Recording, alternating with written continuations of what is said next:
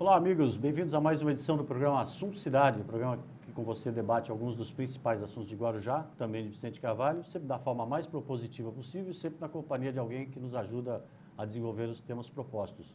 E com a chegada aí, com a proximidade da eleição municipal no dia 15 de novembro agora, dia do primeiro turno, dia 15 de novembro, o programa Assunto Cidade vem entrevistando todos os candidatos a prefeito da cidade, independente da legislação eleitoral o exigir, mas também para cumprir esse caráter democrático e pluralista que o programa sempre teve, assim como o jornal Assunto Cidade. E hoje, com muita honra, nós vamos conversar com mais um candidato, que é o Dedé do Adélia. Ele é candidato pelo Partido Democratas e está aqui para conversar com a gente hoje, expor suas ideias. Obrigado pela presença, Dedé. Sei que você deve ter furado aí um monte de compromisso aí para arrumar um espaço na tua agenda, por isso que te agradeço muito pela presença aqui. Valdir, é um prazer estar aqui novamente. Realmente foi difícil, né? A gente já está na reta final da campanha, mas estar aqui conversando e podendo aí bater um papo com você que está nos assistindo é sempre maravilhoso. Tá certo. Dedé, vamos aproveitar o tempo que nós temos, né, para expor aí todas as suas ideias, né? Se você, assim como eu faço com todos os candidatos, se você quiser se expor primeiro e se apresentar para o telespectador, eleitor, né, sua relação com a cidade, etc., fique à vontade. Olha, eu tenho 36 anos, Valdir. Eu, desde quando me conheço por gente, é aqui nessa terra que eu vivo, né? Eu resolvi ser candidato a prefeito porque eu também cansei de ficar reclamando, né, apenas na internet sobre os políticos. E um dia uma pessoa falou para mim assim, olha, para de reclamar e vai lá e dá a cara a tapa. E aqui estou eu, né, dando a minha cara a tapa, né, apresentando as minhas ideias, os meus projetos, né, ideias e projetos que são totalmente viáveis para a cidade do Guarujá, porque foram projetos baseados no orçamento da cidade, orçamento esse que me deixa um pouco até assustado, porque é um orçamento muito grande, mas as pessoas que estão se colocando à disposição, aí como candidatos a prefeito do Guarujá, me parece que não conhecem o orçamento, né, porque é sempre as mesmas histórias que a gente tem escutado ao longo dos anos, em 2020 também não é diferente. Então, eu fico muito contente de estar participando desse processo eleitoral, um processo eleitoral difícil, né, um processo eleitoral que acho que é o primeiro que nós estamos passando aqui no Brasil, junto com uma pandemia, isso tem dificultado muito, mas ao mesmo tempo tem me deixado muito feliz, porque de alguma forma nós estamos conseguindo levar as nossas mensagens para toda a população do Guarujá, que é principalmente o que a gente fala, o Guarujá, Valdir, ele tem alternativa. Claro. Ô, Dedé, você falou no começo assim dessa coisa, muitas jovens, né, a maioria jovens fica mais no celular, ou nas redes sociais, reclamando. A gente percebe assim que de uns tempos para cá há cada vez um desinteresse cada vez maior da juventude com relação à política, né? Como é que você tem visto isso aí na campanha, quando você tem a oportunidade de circular pelas ruas assim? Valdir, o eleitor hoje ele tá muito descontente, ele está desconfiado, é um eleitor que não acredita em mais nada, né? Eu venho apresentando as minhas propostas para as pessoas, né? E sempre no final muita gente pergunta para mim, ô Dedé, como é que eu vou acreditar em você? Isso. E não tem fórmula mágica para isso. O que eu venho explicando para as pessoas é que elas analisem, né, a história dos candidatos, né, e analisem a minha história. Eu não tenho história na política, né? Então, se você já sabe que o candidato que foi eleito, ele basicamente não fez nada, por que você vai continuar acreditando nele? Dá um voto de confiança em quem você não sabe o que vai fazer e que tem boas intenções. É dessa forma que a gente vem conversando principalmente com a juventude e com a população, né, que está de saco cheio e ainda tem muitos indecisos, ô Valdir. Você usa muito rede social? Como é que você tem priorizado sua campanha? Assim? Olha, a gente gostaria de ter pessoas na rua, fazer uma campanha tradicional, né, como todos os candidatos aí estão fazendo. Infelizmente, a gente não tem, né, os recursos que a maior parte dos candidatos tem. Nós temos aí uma militância muito forte nas redes sociais, estamos trabalhando nas redes sociais e o resultado ele tem agradado muito, né, a minha equipe, e é uma equipe, Valdir, de voluntários, né? O atual prefeito ele já gastou quase R$1 milhão na campanha dele. Eu não entendo essas coisas. Se o mandato dele tivesse sido tão bom, acredito que não deveria, ou melhor, não precisaria ter gasto essa quantia de valor, que é uma quantia de dinheiro público e que é enorme. Exatamente. Esses números, inclusive, estão à disposição de todos no site do TSE, de todos os candidatos, inclusive. O Dedé, de algum tempo, você não começou a campanha hoje, né? A gente já até teve a oportunidade de conversar em outras ocasiões, aí há um ano atrás, não sei, não me recordo direito, mas você já vinha formando um grupo e você conseguiu formar um grupo, no final das contas, um grupo e uma coligação de partidos em torno do seu nome. Essa coligação vem contribuindo, assim, pelo menos com militância, no sentido de te ajudar aí a chegar no segundo turno? Eu optei fazer uma campanha, né, com um grupo de pessoas que vinham me acompanhando há algum tempo, né? Certo. Basicamente aí um ano e meio. Era Renova Guarujá, né? Isso, nós fundamos um movimento que chamava Renova Guarujá, Isso. né? Nós estávamos no Patriota naquele momento, nós acabamos não aprofundando a relação com o partido e mudamos de partido e fomos para o Democratas, né? Isso acabou dando abertura, porque o Democratas ele já tinha uma cadeira, né, na Câmara Municipal, né, de um vereador que hoje está com o prefeito, e naquele momento o partido também entendeu que não poderia, né, estar cumprindo com o que havia combinado comigo, que era manter uma chapa apenas de candidatos que não tinham mandato ou nunca tiveram mandato, né? Então nós acabamos recebendo a orientação do partido por receber, né, 2 vereadores que são vereadores de oposição, né, e que completaram a nossa chapa, e eu estou muito feliz com a chapa de vereador que eu tenho, né, que são vereadores aí bem espalhados por toda a cidade, cada um representando aí uma categoria, cada um representando, né, reivindicações de todos os cantos da cidade. Então, é uma chapa aí que tem tudo para eleger 2 vereadores, se Deus quiser. Tá certo. Bom, vou só pegar mais um gancho nessa história do orçamento, que você fala muito bem, até com propriedade, porque deve ter se aprofundado na leitura. Numa eventualidade, o outro candidato ganhar, sem ser o atual prefeito, que está candidato à reeleição, você pega um orçamento já elaborado. Tem o que mudar? Você tem estudado isso? Tem o que mudar? Tem o que fazer diferença a partir de janeiro de 2021, ou a população tem que se contentar com o orçamento que está lá? Na verdade, em 2021 nós vamos ter muita dificuldade, né, porque sempre o prefeito que entra, ele trabalha com o orçamento do prefeito anterior. Nós estudamos muito o orçamento para 2021 e o que me parece, né, que eu fico assustado, é que as pessoas elas não entendem o que é arrecadado, né, e o que é previsto de orçamento. E devido à pandemia aí, infelizmente nós não vamos chegar ao montante, né, que está previsto no orçamento. A arrecadação ela vai ser bem menor. Então, consequentemente, né, já não dá para fazer muitas coisas que já estão no orçamento em 2021, né, sendo que aí a arrecadação, me parece, né, que no pico da pandemia ela deu uma queda aí de 40%. Então, é para torcer para que essa queda ela não haja novamente, né, e nós possamos aí trabalhar. Mesmo que não haja queda na arrecadação, mesmo que o orçamento seja aquele bonitinho que está lá para 2021, já tem um déficit de 300 milhões. E essa a minha preocupação. Então, eu não tenho como debater com o candidato que vem falar que, olha, eu vou construir, eu vou fazer, eu vou atrás. Não tem como, Valdir. No primeiro ano não tem como. O que a gente precisa fazer no primeiro ano é enxugar a máquina, segurar para poder elaborar um orçamento para 2022 e aí sim começar a fazer o que o Guarujá precisa fazer, que está parado há muitos anos. Agora, no meu plano de governo, né, o que eu quero deixar bem claro para todo mundo, não é que eu vou ficar esperando um ano passar e não vou fazer nada. É que eu planejei as coisas de acordo com a arrecadação e de acordo com o planejamento. E são programas e projetos totalmente viáveis, ou seja, execuíveis, passíveis de serem executados pelo prefeito. Tá certo. Já que você falou da pandemia, esse ano foi bastante peculiar aí para o mundo, né, para o planeta inteiro, né, foi diferente para o Guarujá.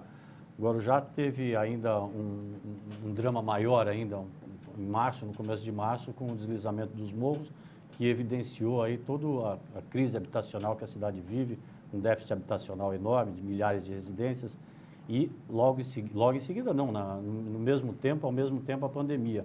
como é que você avalia a atuação das autoridades municipais, se quiser ampliar isso para as autoridades estaduais, federais também, com relação à pandemia e, no caso de Guarujá, com relação aos morros? Eu gostaria depois, se você me permitisse, falar em relação ao plano de habitação do Guarujá, Claro. né, e a falar tudo que aconteceu em março. Mas a pandemia, Tá. eu quero me dirigir a você, né, comerciante, você lojista, você que é pagador de impostos e ainda gera emprego na cidade do Guarujá. Não tenha dúvida, vai acabar a eleição e o governo do estado vai vir com a história da segunda onda, né? E eu não vou admitir essa segunda onda da forma como o atual prefeito ele fez com Guarujá. Nós percebemos que Praia Grande, que tem um prefeito do mesmo partido do governador, não acatou as ordens integrais. O prefeito de Santos, que é também do mesmo partido do governador, também não acatou tudo que ele falou. Agora, a gente não entende por que o Walter Suman, que não é do partido do governador, que está tendo problemas, né, de relacionamento com o governador, ele acatou tudo e mais um pouco. Né? Ele fechou a cidade inteira, fechou o comércio, causando assim uma demissão em massa e causando, né, uma pobreza na cidade. Porque hoje o que a gente vê são pessoas que não têm empregos e hoje estão passando necessidades e passando até fome. Você acha que a dose foi errada? Completamente errada, completamente errada. O comércio não poderia ter sido fechado tanto tempo como foi. E no meu governo, isso não vai acontecer. Vem a segunda onda, vem a terceira onda. Nós vamos seguir o que o governo federal ele vem aí orientando os prefeitos. E principalmente, o Valdir, o que me causa assim muito espanto, né, nós tivemos um hospital de campanha, né, que foram gastos 15 milhões de reais, foram atendidas 320 pessoas, dessas 320, 95 vieram a óbitos, né, é uma taxa de mortalidade altíssima e 15 milhões de reais, se você dividir pelo número de atendimentos que teve no hospital de campanha, dá o total de 46 mil reais. Era mais barato o prefeito ter pego todas essas pessoas, mandado fazer tratamento no Albert Einstein, que ainda ia sobrar dinheiro aqui pra gente. Então, sim, são medidas tomadas erradas. E não se esqueçam o que eu estou falando. Hoje é dia 5 de novembro. Vai acabar a eleição e vão decretar a segunda onda da pandemia, assim como está sendo feito na Europa. Na Índia, eu já li hoje que já estão na terceira onda, imagina, né? E a questão dos morros? Olha, essa questão ela é muito delicada, tá? Final de 2017, começo de 2018, o prefeito ele recebeu uma intimação, né, do Ministério Público informando que a Defesa Civil do Estado de São Paulo, né, ela já havia detectado que a barreira do João Guarda, o Morro do Macaco e a Vila Baiana tinham alcançado o nível 3. O que é o nível 3? As encostas do Guarujá são monitoradas por sensores e tem 4 níveis, né?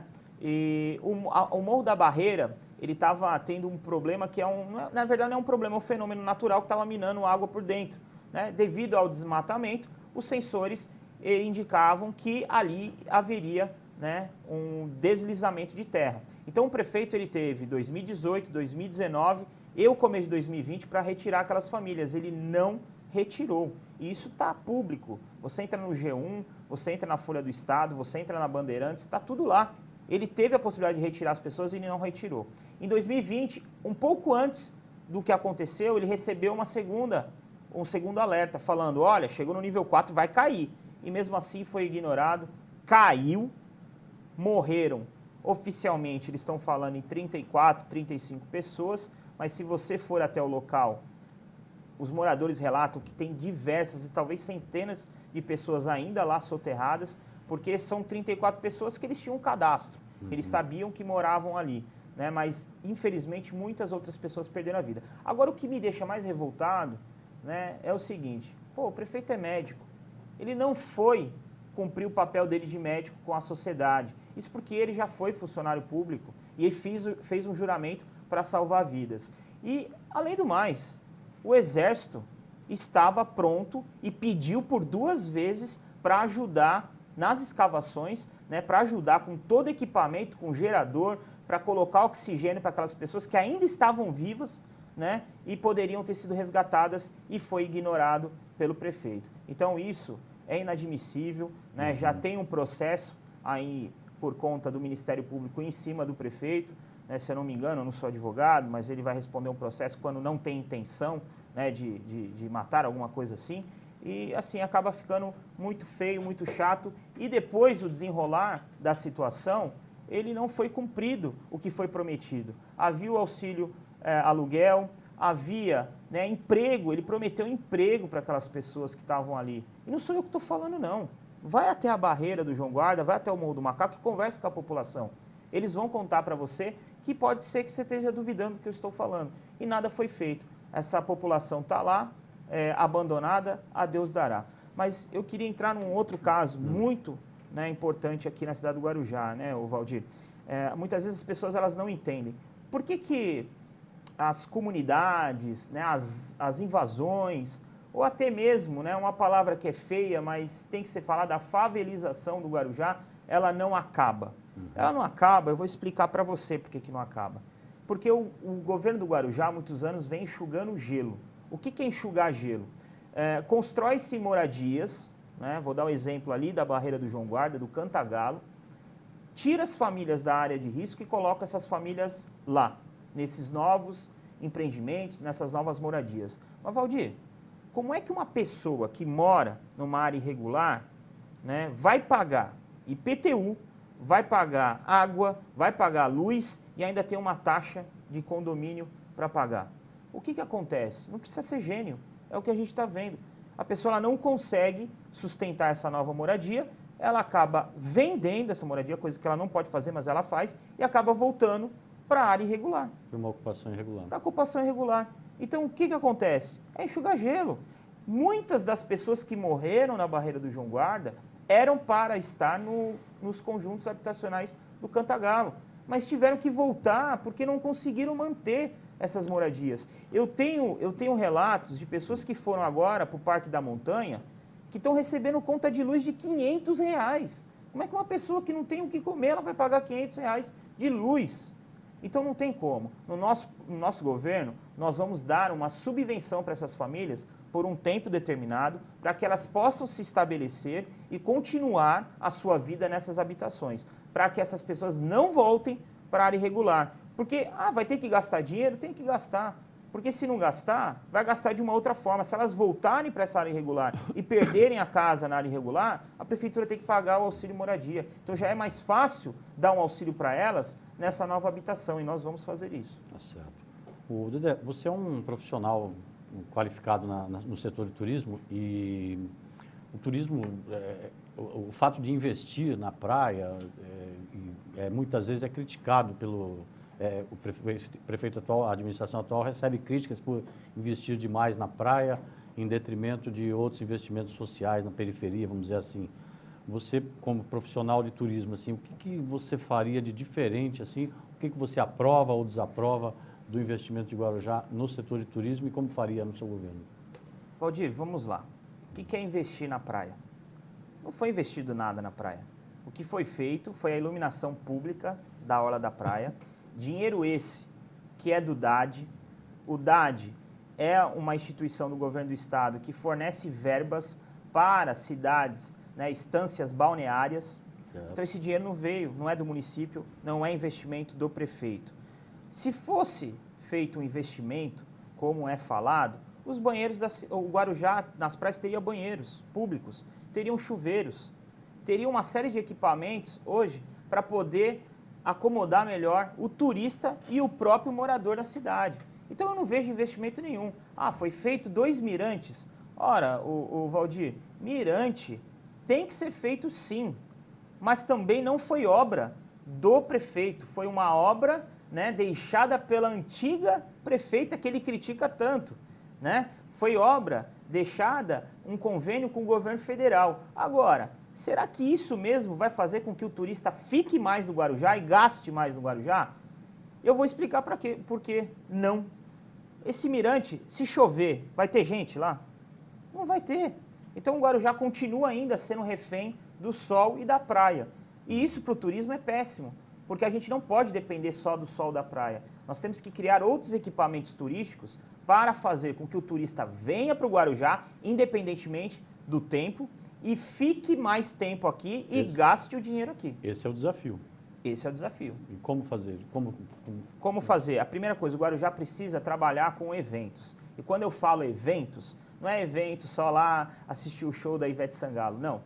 Existem eventos, né, náuticos, eventos de esporte, eventos de negócio, enfim, o Guarujá precisa trabalhar com eventos. E no meu governo, nós vamos tirar do papel uma coisa que é um pedido para todos que trabalham e dependem do turismo, que é o centro de convenções. Precisamos ter um centro de convenções público com parcerias com a iniciativa privada para que nós possamos atrair eventos de grande porte para que possamos gerar emprego e renda. E as pessoas têm que entender que quando nós gerarmos emprego no turismo, esse emprego ele também vai fomentar a economia da cidade inteira. Eu queria, né, se eu pudesse ter o poder de repassar um programa que um professor meu de turismo fez, ele colocou, Valdir, um chip numa nota de R$50. Essa nota ela foi dada na Praia da Pitangueiras. E nós passamos 365 dias, né, quando eu fazia o curso de turismo, monitorando essa nota. Após um ano, essa nota ela foi mapeada por GPS, rodou o mapa do Guarujá inteiro. Isso é que a população tem que entender, que o dinheiro do turismo ele acaba gerando, né, e aquecendo a economia toda. Então, no meu governo, nós vamos criar equipamentos turísticos para que o Guarujá não dependa só do sol e da praia. Certo. Tem um setor também bastante nevrálgico, se pudesse declarar assim, que é a questão da educação, principalmente com relação à falta de vagas em creches, né? Qual é a sua programação, qual é o seu pensamento com relação a isso, Dedé? Eu tenho uma preocupação muito grande, né, que hoje a maior parte dos pais eles não estão nem muito preocupados com a qualidade da educação. A cidade ficou num estado tão grande de pobreza que o pai hoje está preocupado se o filho vai ter a vaga e se ele vai ter uma merenda e um uniforme escolar, né, decente. Mas a gente tem que entender que a educação não é apenas isso. Isso tudo, né, é oriundo de uma política falida, né, de governos de esquerda que vem há muito tempo governando o Guarujá. As pessoas elas perdem o interesse em estudar porque elas associam que estudar é perda de tempo e que estudar não vai garantir um emprego melhor para elas. E nós vamos colocar isso na cabeça do povo, que a pessoa precisa estudar, que ela vai ter um ensino de qualidade e que através desse ensino de qualidade ela vai ser inserida no mercado de trabalho. Pensando nisso, né, nós vamos adotar um material didático de ensino, né, na rede pública municipal, que é um material que é atualizado, tem o melhor conteúdo, né, os nossos alunos vão sair preparados para enfrentar o vestibular e até mesmo, né, quando terminar o ensino médio, também estar preparado para enfrentar um concurso público. Esse material didático, Valdir, é bacana porque ele também vai auxiliar a rede pública municipal aí na pós-pandemia, porque ainda o ensino remoto, ele veio para ficar, né, e a intenção é que esse ensino didático, esse sistema didático, ele já venha com tablets, né, onde as apostilas já vão estar dentro do tablet e esse tablet também vai possibilitar o aluno a ter a aula remota em casa, né? E juntamente nós vamos providenciar, junto com as operadoras de celular, como o governo do estado fez, para que os nossos alunos da rede municipal tenham acesso à internet através desse tablet. Com relação às creches? Com relação às creches, né? A curto prazo, eu volto a falar e tem que entrar na questão do orçamento.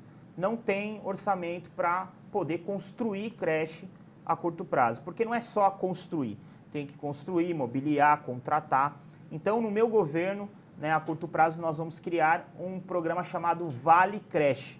Tá? Esse Vale Creche, ele vai dar um vale para a mãe e a mãe vai poder colocar o seu filho numa creche próximo da sua casa ou próximo do seu trabalho. Uma creche particular que vai ser conveniada com a Secretaria Municipal de Educação. Outra coisa também que nós vamos implantar, tem candidato que diz que não existe, mas existe e as mães do Guarujá precisam, é a creche noturna.